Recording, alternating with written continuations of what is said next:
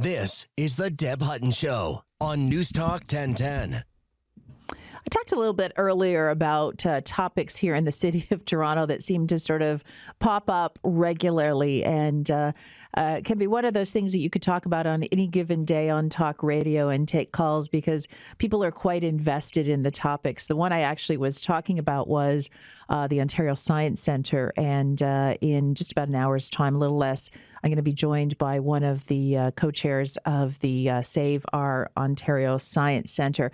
One of the other ones in the last year has been the battle to save the Weston Arena in the city's West End. Earlier today, Maple Leaf Sports and Entertainment announced that the ice, which was obviously as an arena, one of the key things that the locals wanted to save, they announced that it would be part of a deal. Here is CTV's Natalie Johnson just a couple of hours ago talking about this new announcement. After a nearly year-long battle to save the ice at the historic arena from redevelopment, there is confirmation from City Hall and MLSC today that there is a win for the hockey community out in Weston.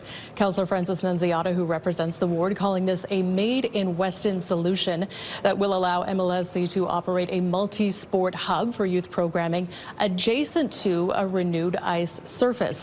MLSC telling CTV News in a statement that it is ensuring the initiative fully responds to the community's changing needs, writing, quote, as MLSC works in partnership with the province and the city to support both the Weston Lions Arena and the surrounding Weston community. The aim of this expanded partnership is to preserve the ice rink as a focal point of the arena while supporting the revitalization of the facility and delivering life-changing programming to benefit the community. Again, that was our CTV's Natalie Johnson, someone who has been waging their own fight, but also keeping an eye on who is in what corner of this argument is Daniel Tate. He's the founder of Integrity TO, and he joins me now. Welcome back to the show, Daniel. Hi, Deb. Thanks for having me. So I guess your personal reaction just off the top to MLSC's announcement today with the city. Yeah, I'm very pleased that the ice will be saved, that this arena will continue to operate as what it was designed to be, which is just that, an ice arena. But I think we still need to figure out what all the details are going to be pertaining to this new agreement, what the new arena looks like. Obviously, there's a lot of repairs that need to happen. So when are those going to be accomplished? So still a lot of questions, but certainly we're quite happy that the arena will be saved. So for people like myself who live in the city but don't live in the West End, whose kids maybe play hockey somewhere else or don't play hockey at all, tell us a little bit about what this last year has been about. And I ask you specifically, but someone might say, well, why are you asking Daniel? But you've paid attention to the politics behind the politics on this one. So, give us your perspective on how we got here and what the issue has been. Yeah, what we have here is a cherished community rink that's been in operation since 1949. There's a great story of how this rink even came to fruition. Kids basically wanted to play hockey. When this rink was founded in 1949, the Maple Leafs had already won their third straight Stanley Cup.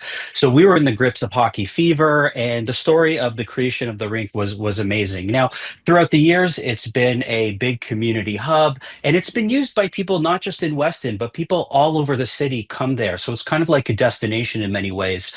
Now, of course, there's another group of people who aren't big on hockey. The Weston demographic is quite diverse, and they don't have a rec center. They don't have a community center, and that certainly would be beneficial for many people in that area as well. But it all came to a head late last year when somebody decided, and I don't know if it was Councillor Nunziata or somebody else, decided that we can just get rid of the arena, turn that into the MLSC launch pad, and everybody's going to be happy. Well, of course, people wouldn't be happy because that means kids, senior citizens, and other hockey players lose their rink. And it shouldn't be a zero-sum game. And that's been my position since the beginning.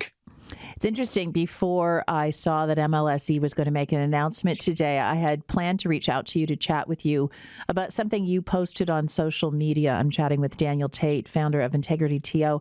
And it was a post that I think goes back a little bit by Amber Morley, city councillor, talking about prioritizing certain programs over other programs, such as hockey arenas, when it comes to city tax dollars. Tell us a little bit about that exchange.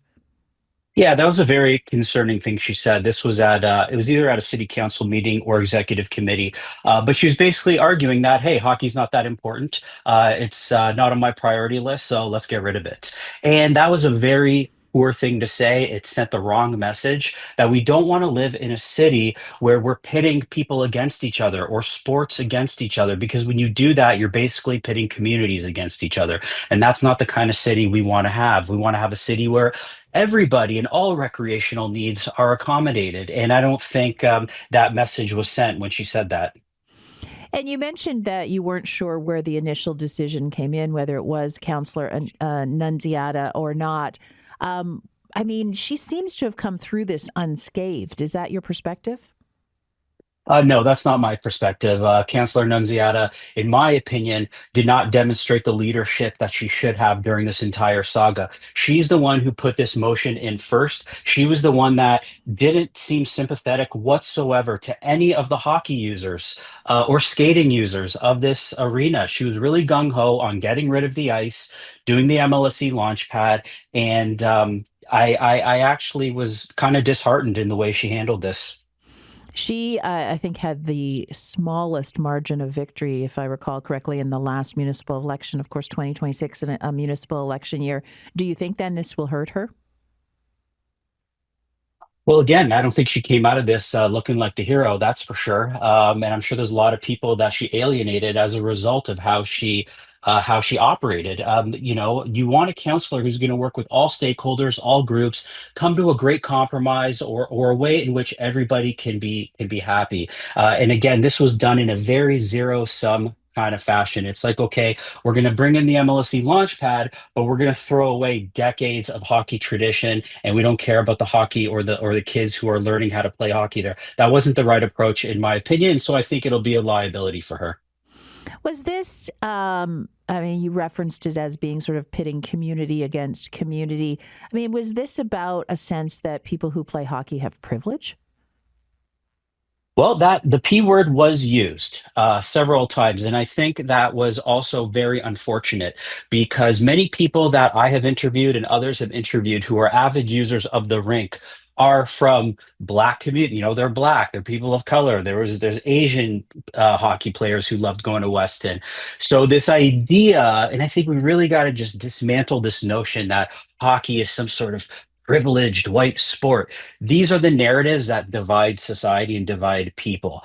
Hockey is intrinsic to our identity. It's our national game. We should be celebrating it and supporting it, but at the same time, celebrating other sports and just ensuring that everybody has the facilities and the recreational opportunities that they need. Daniel Tate, founder of Integrity TO. Thanks for the work you do, and thanks for joining me this afternoon. My pleasure. Thanks, Deb. It is an interesting little example of kind of where we are at, I think, on the differing positions on City Hall.